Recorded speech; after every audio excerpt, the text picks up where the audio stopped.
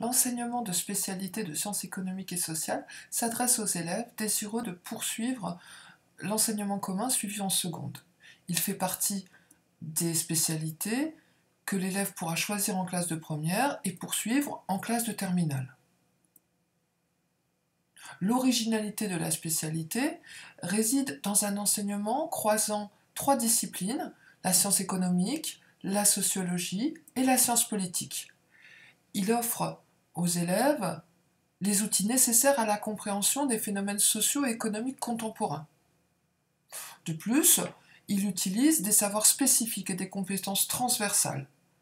Par exemple, en première, nous étudions en économie le marché, comment fonctionne-t-il, quelles sont ses défaillances, comment les agents économiques se financent-ils, et puis nous parlons de la monnaie, des politiques monétaires. En sociologie et sciences politiques, nous allons expliquer comment fonctionne une société, comment on peut expliquer le lien social, l'opinion publique, expliquer aussi le vote, et puis nous croisons aussi les trois regards dans deux chapitres, un chapitre qui parle du risque et un chapitre concernant les entreprises.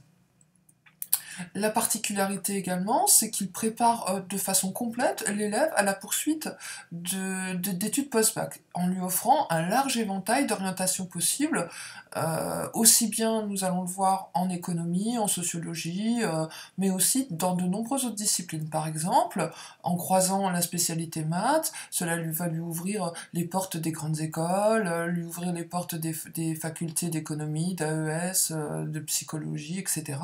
En croisant avec HDGSP, on a le journalisme, le droit, la sociologie, les sciences sociales en général, mais aussi des DUT. On peut aussi croiser avec humanité, littérature et philosophie, avec des disciplines comme la science de l'éducation, la Sciences Po, la philosophie bien sûr, des carrières sociales.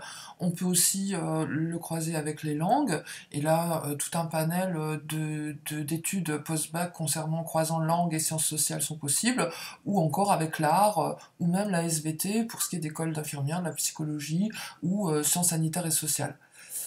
On l'a compris, la spécialité SES offre un large éventail de possibilités quant à l'orientation post-bac, allant des classes prépa, aux grandes écoles, aux formations universitaires, sans oublier les BTS et les DUT.